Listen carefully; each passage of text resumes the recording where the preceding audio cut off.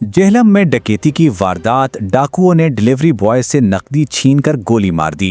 डकैती की ये संगीन वारदात जेहलम में थाना सदर के इलाका शाहपुर में डिलीवरी बॉय के साथ पेश आई, जहां मोटरसाइकिल पर सवार मुसल्ला मुलजिमान ने 20,000 रुपए नकदी लूट ली और शोर मचाने पर फायरिंग करके डिलीवरी बॉय को जख्मी कर दिया।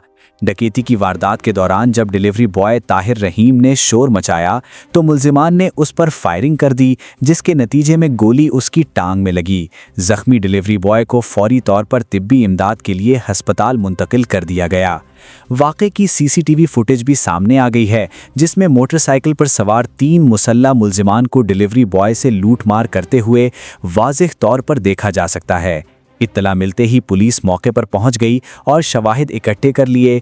पुलिस हुक्काम का कहना है कि सीसीटीवी फुटेज की मदद से मुलजिमान को जल्द गिरफ्तार कर लिया जाएगा और वाक़े में मुलव्विस अनासिर को कानून के कठघरे में लाया जाएगा।